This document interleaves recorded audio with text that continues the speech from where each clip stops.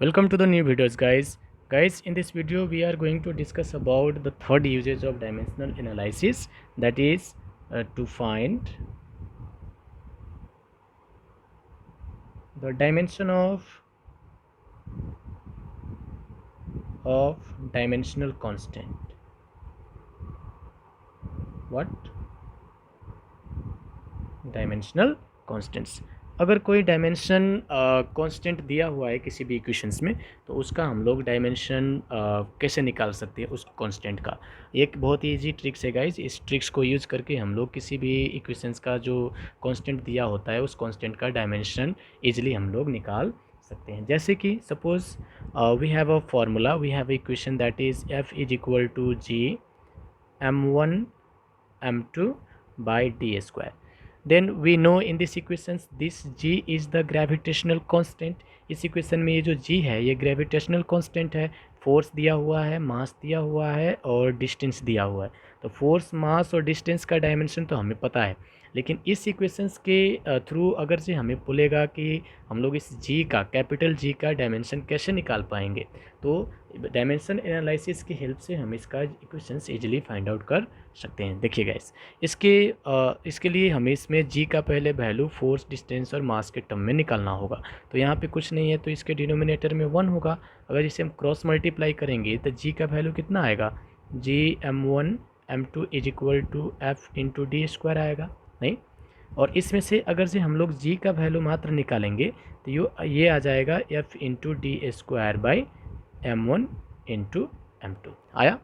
अब ये तो g का वैल्यू फोर्स और डिस्टेंस और मास के टर्म में आया।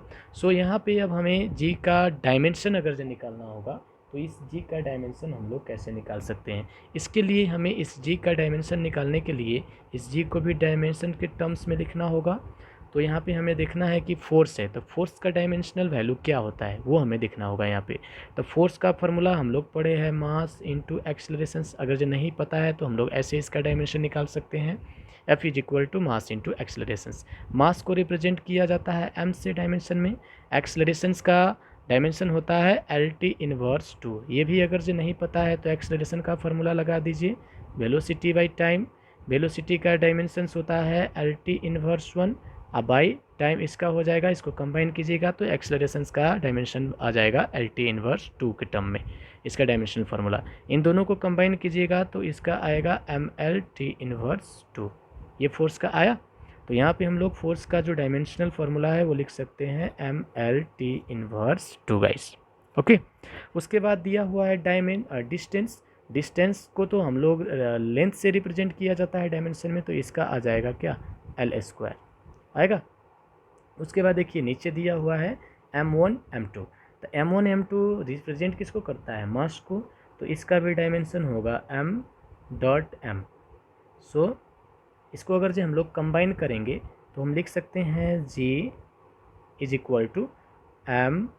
अब देखिए l यहाँ पे 1 है, यहाँ पे l2 है, दोनों को कंबाइन कीजिएगा तो l3 आएगा।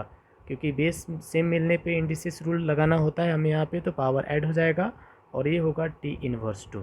ये अपर डायमेंशंस फार्मूला हुआ। इस दोनों को कंबाइन कीजिएगा तो इसका आ जाएगा m स्क्वायर, ठीक है। अब इस सब को हम लोग अगर जो मिलाएंगे तो हमारा डायमेंशनल वैल्यू कितना आएगा, तो इसको हम अगर जो मिलाएंगे तो हमारा डायमेंशनल वैल्यू आएगा g is equal to m minus 1 L Q T inverse 2। So ये जो डायमेंशन फार्मूला निकला m minus 1 L Q T inverse 2, ये किस चीज़ का डायमेंशन है, तो ये डायमेंशंस है इस कैपिटल G का, जो हमारे formula f is equal to G m1 m2 by D square में दिया गया था। सो इस मेथड से हम लोग किसी भी इक्वेशंस का डायमेंशनल फार्मूला इजीली निकाल सकते हैं guys. Okay guys, thank you.